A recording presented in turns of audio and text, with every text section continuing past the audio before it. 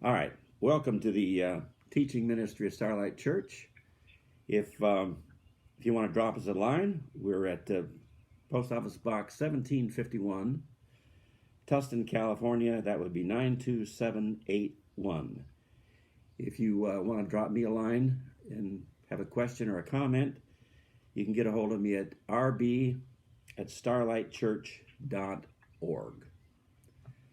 Okay. Turn to Proverbs chapter 27.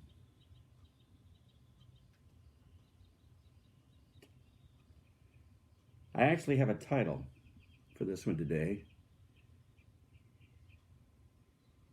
and it's called The Certainty of Uncertainty. And it's just an easy way of saying that we don't know the future. We can't figure out the future. We can plan for the future. We can make provision for the future. But in all reality, we don't know the future.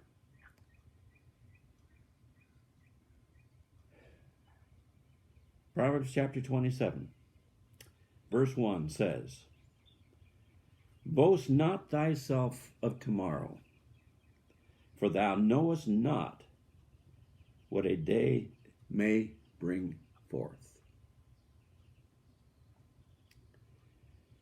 One of the biggest things that mess us up as human beings is the element of uncertainty. We tend to panic in uncertain times. We can see it in everything around us. When we see the stock market fall, 2,000 points in a day, it's not because everybody woke up that morning and all decided at the same time to sell off. It's because certain things in the marketplace have introduced uncertainty into what's happening. What's China going to do today? Well, we're not sure. How are they going to react to the embargoes and the tariffs and so forth? Well, we're not sure. What are we going to do? How's the election going to turn out? Well, we're not sure. And so because of this, there's a certain element of uncertainty that is built in to life. And because of the uncertainty, stock markets react certain ways. Businesses, well, do we retool? Do we stock up? Do we expand? Do we pull back? Do we close shops down? Do we go on a big hiring spree, or do we start laying people off? We just don't know because we're uncertain about what is going to take place in the future. We see it in our personal lives. Well, do I marry this guy or girl, or do I not? Do we have kids and bring kids into a world such as this? What do we do here? Do we move? Do we look for a different job? Do we invest in this? Do we invest in that? Every part of our lives is contingent upon how we react to the uncertainty of what lies in front of us. And unfortunately, sometimes uncertainty can virtually paralyze us. We don't make any decisions. We just go with the flow and we react to whatever life brings. So boast not thyself of tomorrow. Thou knowest not what a day may bring forth. Another aspect, and a lot of these verses, when I teach and preach, there's a lot of times you'll notice that I use the same verses over and over and over again, but each time I hit them from a different angle and a different perspective. So that at the end of the day, hopefully you can really, really get the concept. One of those happens to be Isaiah chapter 55.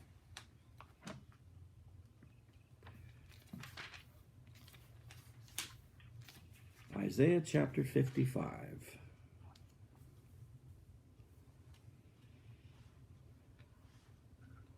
Beginning at verse 8. Isaiah 55:8. This is God speaking, and he says, For my thoughts are not your thoughts, neither are your ways my ways, saith the Lord. For as the heavens are higher than the earth, so are my ways higher than your ways, and my thoughts than your thoughts. We have to really, really, really get our heads in the game when it comes to this concept. Because if we don't, if we view what we call life from our perspective and not from God's perspective, then we've totally screwed up. We are totally in the dark. No wonder we are paralyzed by uncertainty. God's not paralyzed by uncertainty. He's got it figured out. He sees the end from the beginning, but we don't. If you're in a dark room or a dark area and you want to get from point A to point B, well, if you have a flashlight or a lantern, you'll use it. But that flashlight's only good for a few feet. That lantern's only good for a few feet. And you take the few feet, and then the light is going to shine for another few feet. And you take those, and the light's going to shine for another. So it's an incremental process that we go through. That's our perspective. God doesn't need a flashlight. He doesn't need a lamp. He sits in heaven, and he sees the whole thing from beginning to end. We see it in little incremental pieces. Hence the uncertainty. Hence the paralysis of what's going to take place in the future. So to understand life in that perspective, we have to start at this starting point that our impression, our feelings, our understanding of how things are or how they should be, it's not God's way. And God is the ultimate reality. We're just sideshow here, basically. God is the reality. So if he says my ways are higher than your ways, he means it. If he says my thoughts are different than your thoughts, he means it. And if his thoughts are different from our thoughts, you can figure out what your thoughts are. You know what your feelings are. You know how you react to certain things. You can mark it down. God's looking at it from an entirely different perspective. He doesn't see fear the way you do. He doesn't see uncertainty the way you do. He doesn't see that big chasm in front of you like you do. He sees it entirely differently. So how do we react? If you're standing outside the door and you're not sure what's in the door, there's a certain level of trepidation, there's a certain level of anxiety, there's a certain level of apprehension. What's going to happen when I walk through that door? And it's not until we open the door that we figure it out. Maybe it's nothing. Maybe it's our worst fear. God's not in that position. So constantly he tells us through Scripture, trust in me, lean on me, let me teach you, let me lead you. No, I got it covered, Lord. I don't need you. Got it all figured out. I got my 30-year plan. Going to go to school, going to get a certain degree, going to go into a certain profession, have my career, going to have my 2.8 kids, 1.5 wives or so. Hey, I got it all worked out. Then the bottom falls out.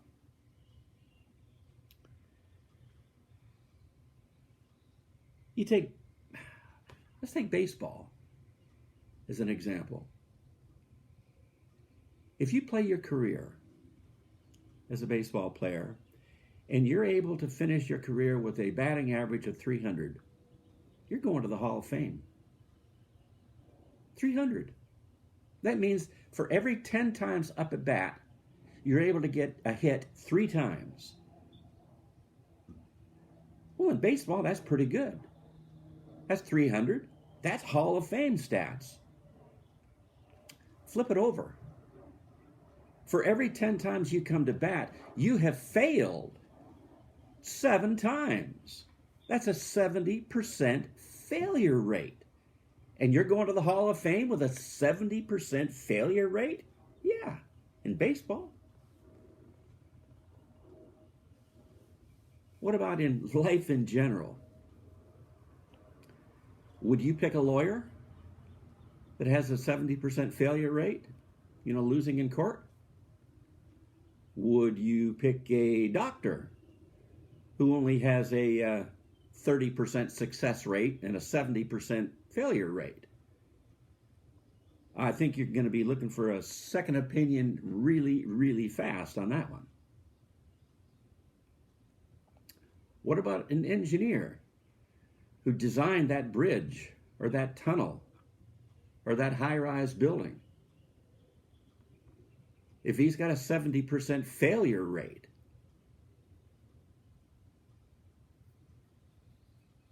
are you going to feel safe in anything he's touched? Probably not. So what do we do in life? Well, we buy insurance. We're worried about our health, we buy health insurance. We're worried about our property, we buy property insurance. We hope it never happens, but it does sometimes. I'll tell you, I go to the store, I go places, I leave the house, so forth. There's never one time in my life, ever, not one time in my life, that I have ever left the house and came back up the street and was wondering if the house was there. Never. We're not hardwired like that. A lot of things can happen. The house could burn down. Flood could wash it away.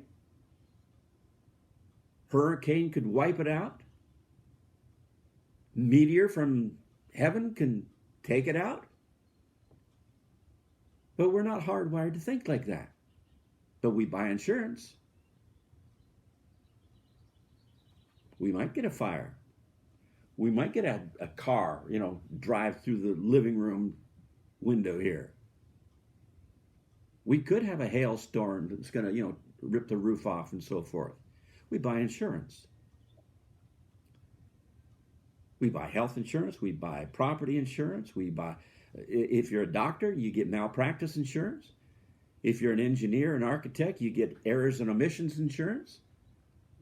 If you screw up on a drawing, or if you forget to mention something, or if you forget to missize, or you screw up in that respect, that you're covered. I'm sure lawyers have some kind of insurance. I forget what that's called, but everybody in life, it seems, has some type of an insurance thing because we're worried about the unknown. It's the uncertainty that lies before us that is the thing that paralyzes us.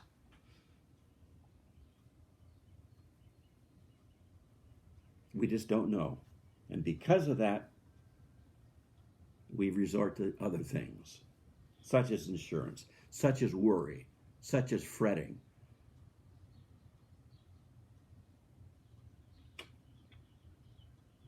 We are, and I mentioned this last week, but I'll hit this little part again.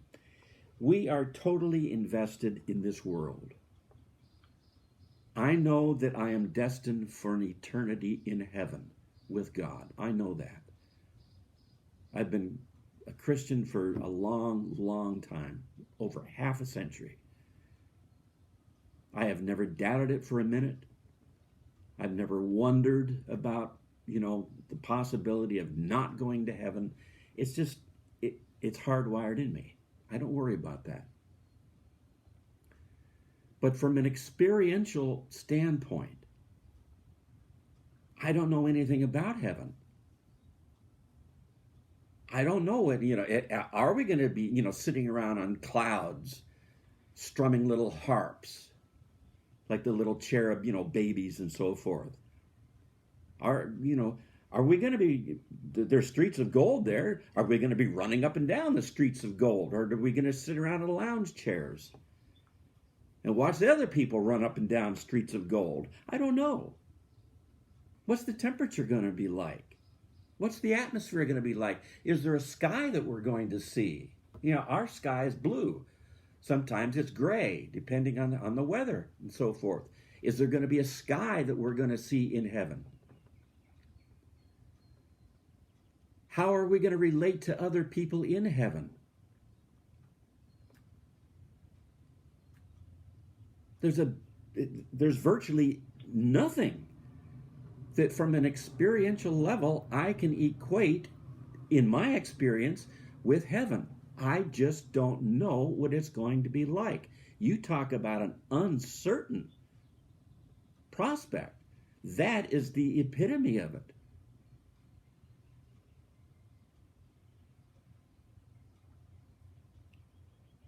But I know this world. I know what it's like to walk these streets. I know what gravity feels like. I don't know. Is there going to be any gravity for me in heaven? I mean, are we going to be above that, beyond that? I don't know.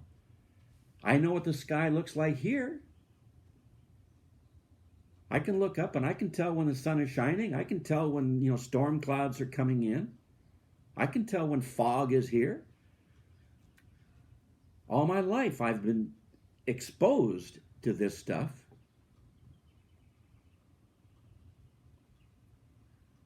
Every aspect of life that I have is centered on this planet in this lifetime here. There's no uncertainty in those respects for me. But this is all I know.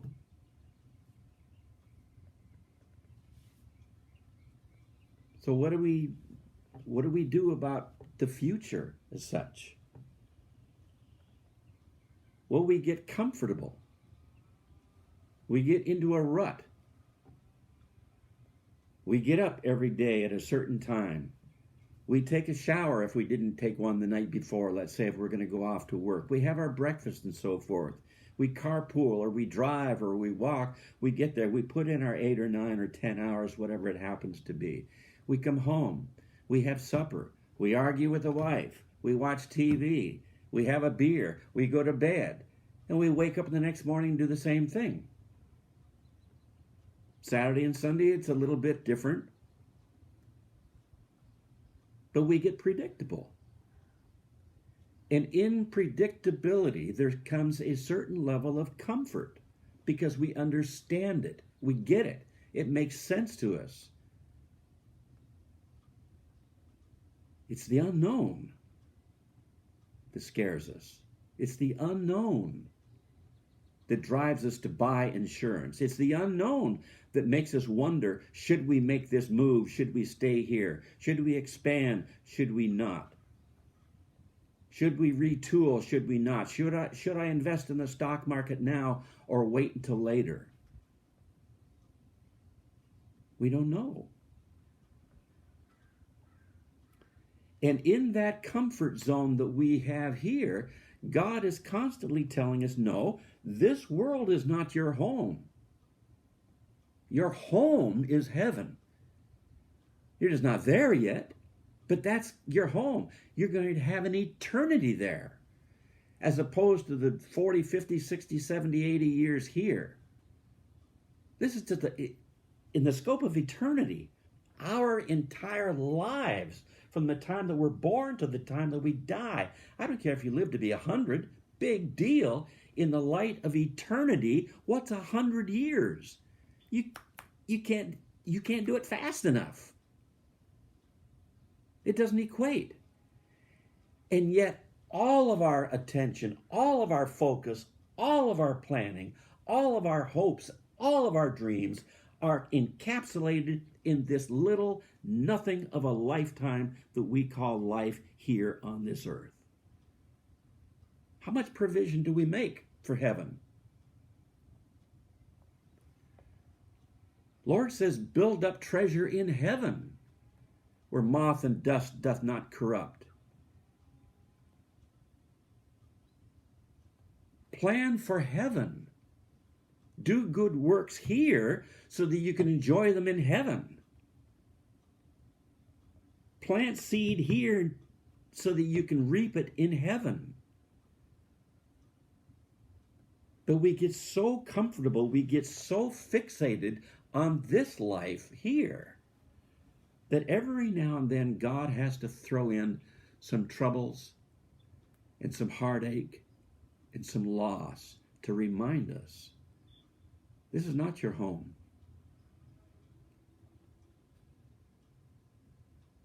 Every time I sit in a certain position too long, and then I get up and I have that first 4, 5, 6 steps that are just agony while, the back unclenches and the pain is trying to subside, I'm reminded that one day I won't have any pain.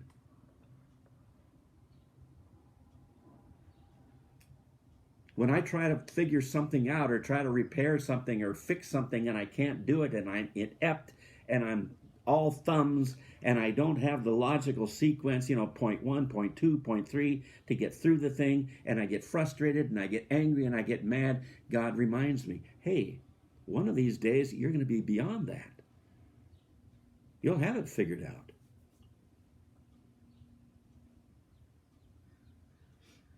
When I have to prick and poke myself, 8 times a day, 9 times a day or so to figure out what my blood level is, to know how much insulin I should take, it's a reminder from God, hey, one of these days, you're not going to have to worry about that. So God is trying to get our focus off of our present life here and put it into heaven. But since this is all we know, we fight, we scream, we bitch, we gripe, we complain. No, we've got to maintain this because this is what we know. This is what we're comfortable with.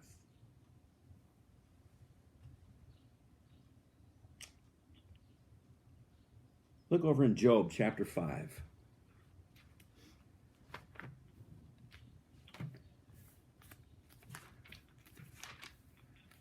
Job chapter 5.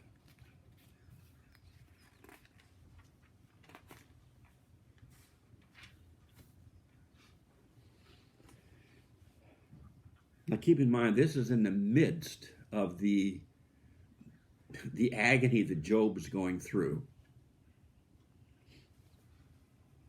He's right up to his eyeballs in this stuff now. In chapter 5, verse 7, it says, "Yet man is born unto trouble as the sparks fly upward." In other words, there's certain things in life that are so predictable that they're just they come into the category of laws, like the law of gravity. Whatever goes up must come down. Sparks, by their very nature, boom, they fly up.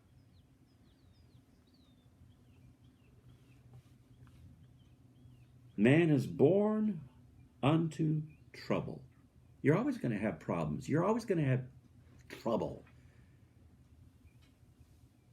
You're always going to have things that you can't figure out. You're always going to have directions that you're not sure which one to take.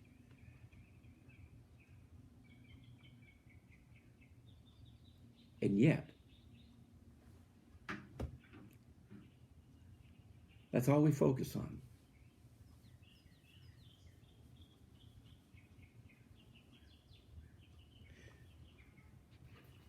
This is one of the most famous verses that Christians use in the Bible. Romans chapter 8. Another one of those types of verses that I hit over and over and over again. You all know it by heart. Romans 8:28, and we know that all things work together for good to them that love God, to them who are the called according to his purpose. Now we know that verse. Most of us have memorized that verse. Most of us have used that verse.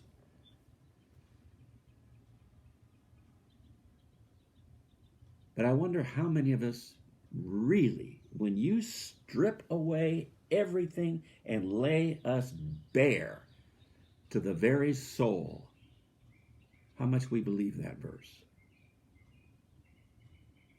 Now, we'd never say, oh, no, we don't believe it. It's in the Bible. God said it. Yeah, I get that part. Yes. But I'm talking about an emotional, not an intellectual. Yeah, I believe it. But from an emotional level, how much do we really believe that verse? All things work together for good? Whoa, whoa, back up. All things? If I win the lottery and I get, $50 million, hey, I'll put that in the good category. Yeah, all things work together for good. I'll buy that one. If I woke up tomorrow morning and had lost, 50 pounds and had a full head of hair and had the body of a 25-year-old, yeah, hey, I'll buy that one.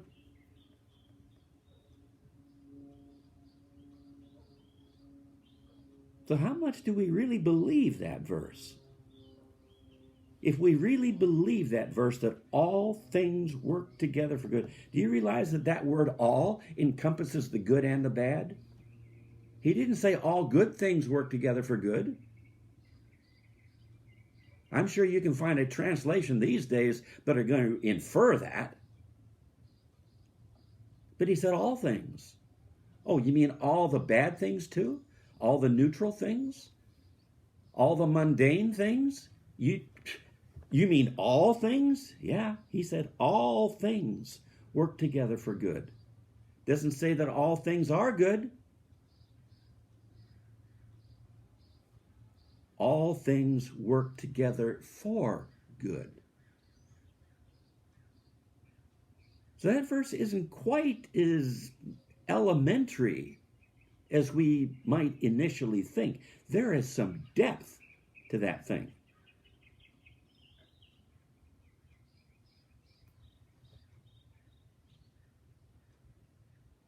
If we really believe that verse, I mean to our very core, right down to the psychological or the emotional level that is us, do you realize we'd never worry about anything in our lives, ever?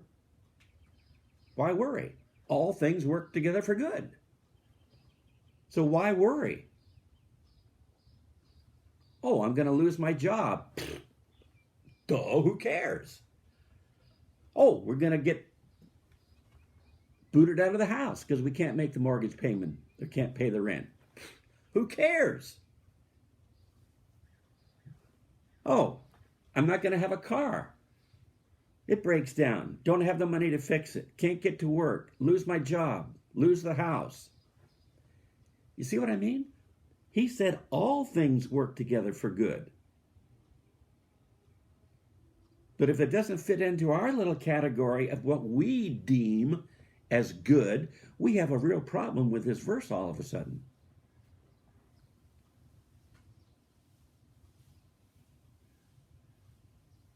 It's like the good news, bad news thing. The good news is, well, you're going to live another 40 years. Whoop-de-doo. All right, 40 more years. Bad news is you're going to be a quadriplegic for those 40 years. Oops. Good news, bad news. Oh, you're going to be in a fiery car crash, 3-car pileup. But you're going to survive. Way to go. All right, I survived. But you're going to be burned hideously. In the next 40 years, you're going to be in absolute agony and absolute hell.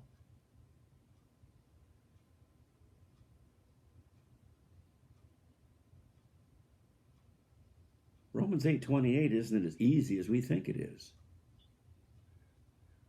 It encapsulates the good and the bad.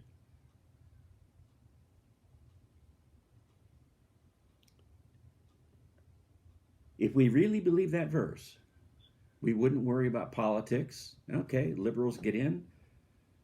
Ocasio-Cortez and all, that crowd, they get their way. Bankrupt the country, ruin society, ruin everything else. Hey, all things work together for good.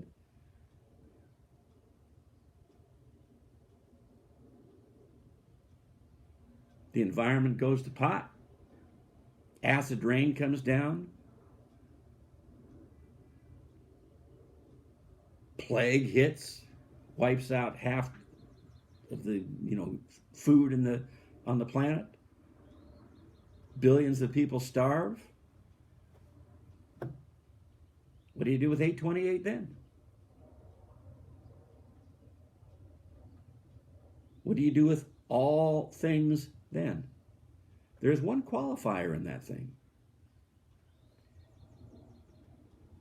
We know the part all that says all things work together for good to them that love God, to them who are the called according to his purpose. That's the qualifier that the Christian should hang on to. God doesn't promise this to the world. He doesn't promise it to the unbeliever. He doesn't promise it to the person who has rejected Christ. He doesn't promise it to the one who, doesn't believe in God as such. This is for the Christian.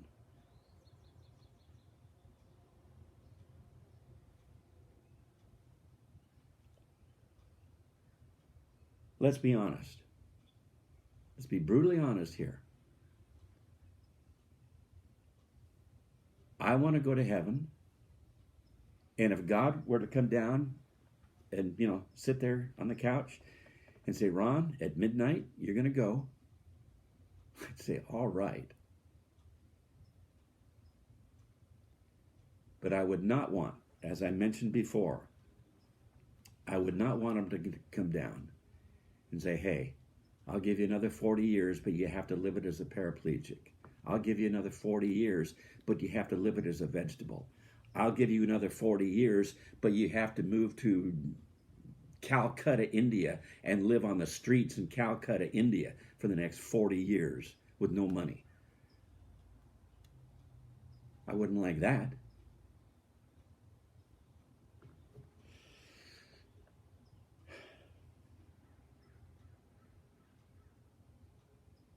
"23rd Psalm.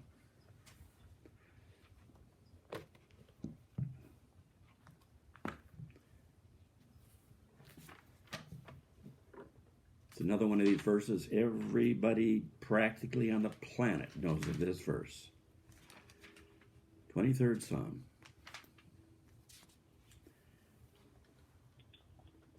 The 23rd Psalm, I want to look at verse 4. 23rd Psalm, verse 4. David speaking. And he says, yea, though I walk through the valley of the shadow of death, I will fear no evil, for thou art with me. Thy rod and thy staff, they comfort me. All right, here's David.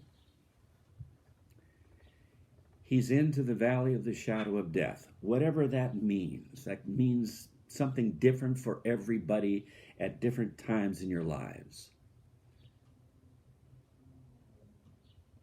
Sometimes it is in the realm of you lost your job, and how am I going to support my family?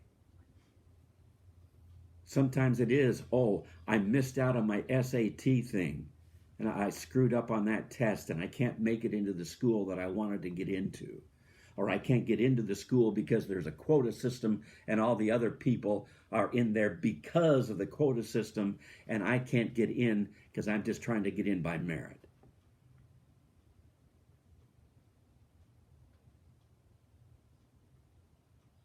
Some people are hurt and they can't do the things in life they would like to do. Or there's a medical condition that they can't do the things in life they would like to do. Everybody has their own valley of the shadow of death. So just fill in the blank for you.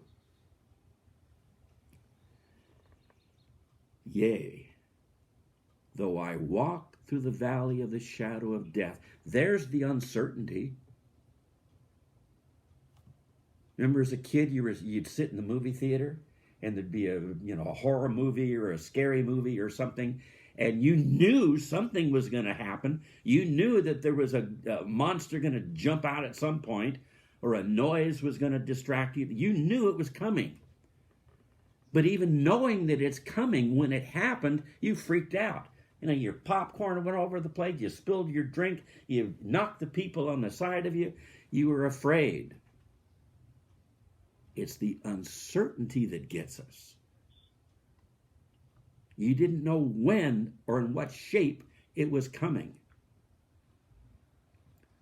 So David is sitting there and he says, "Yea, though I walk through the valley of the shadow of death, I will fear no evil." The first part of that is nothing but uncertainty. What happens in that valley? What am I going to meet in that valley? Who's going to approach me? What's going to happen to me in that valley? I don't know. That's why it's called the valley of the shadow of death. There's the prospect of death. There's the imminence of death. Death is all around. Not dead yet. The shadow of death. It's bad. I'm afraid. I don't know what to do. Yea, though I walk through the valley of the shadow of death, I will fear no evil. What happened?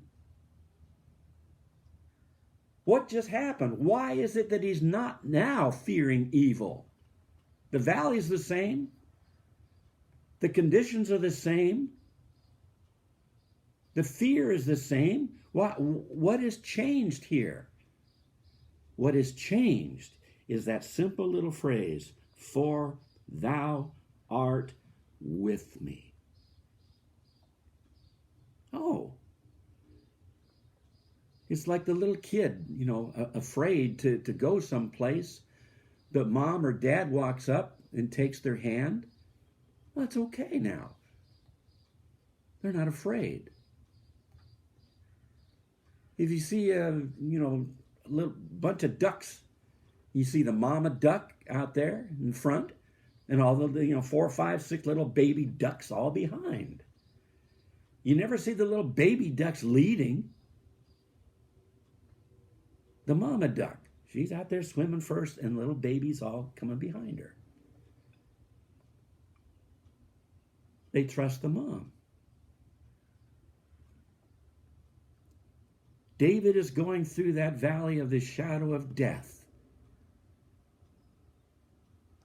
And all of a sudden he says, "I will fear no evil." Why? Because thou art with me.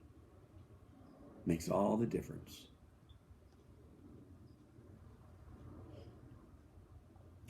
Philippians chapter 4.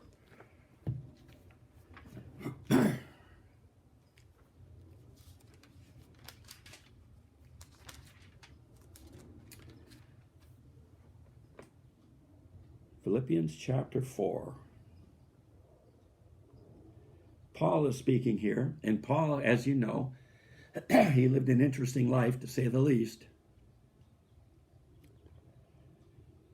He went through it all. God threw everything he had at him but the kitchen sink. Verse 11, Philippians 4:11. Not that I speak in respect of want. You're talking about the offerings and him being sustained in the ministry by the churches that he founded. For I have learned. He had to learn it. Didn't come out the gate. He had to learn it the hard way. For I have learned, in whatsoever state I am, therewith to be content. Well, that's ridiculous.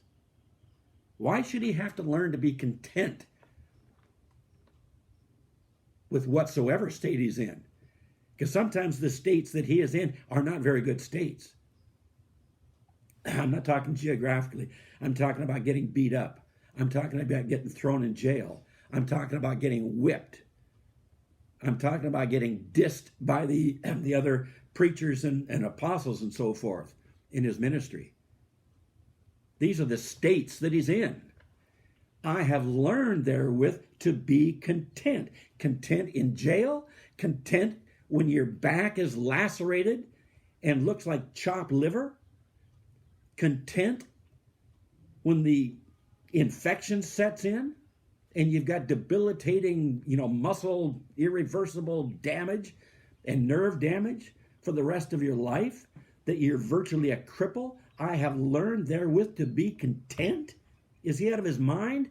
Why is he content in conditions like this? I have learned in whatsoever state I am, therewith to be content. I know both how to be abased. I know how to abound. So he knows, the good times. He knows the bad times. Everywhere. And in all things I am instructed both to be full and to be hungry. Both to abound and to suffer need. Well, I thought Christians weren't supposed to suffer need. I thought God was going to take care of all of our needs according to his riches and glory. And that's another whole Romans 8:28 message. What if God knows that you need to get whipped? What if he knows that you need to get shipwrecked? What if he knows that you need to get whatever? We don't look at that verse like that, though, do we? No, we look at the verse that says, my God supply your needs according to his glory, all the things that we want, all the things that we would like to have. We don't even stop and consider that maybe God thinks that we might need a beating or a whipping or a spanking. So Paul says in verse 13, I can do all things through Christ who strengtheneth me. Because he's not worried about the uncertainty of it. It doesn't matter in his world. If I have a whole lot of good things, the uncertainty's gone. If I don't have anything, the uncertainty's gone. Who cares? He's going to take care of me one way or the other. It's the uncertainty that paralyzes us. And when you can take the uncertainty out, you're okay. David tells that in the 23rd Psalm. For thou art with me. The uncertainty's gone. Romans 8:28.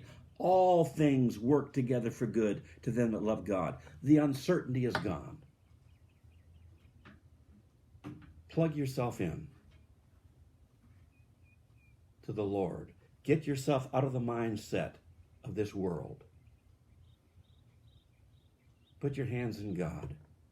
Boast not thyself of tomorrow. Thou knowest not what a day may bring forth. Trust in him.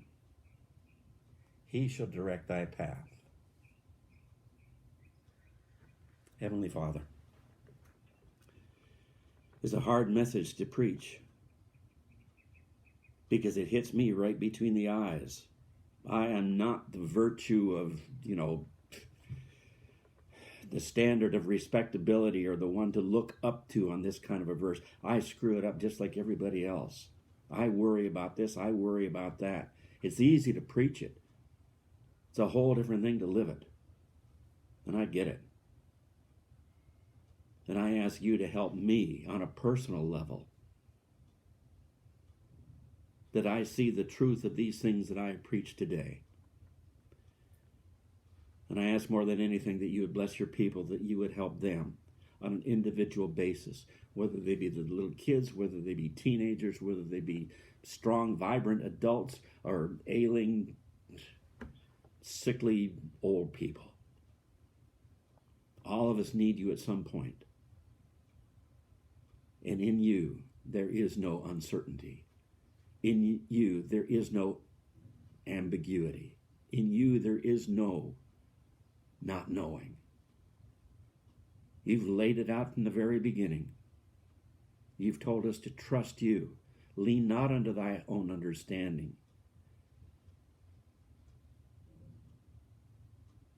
And yet we get so fixated in this world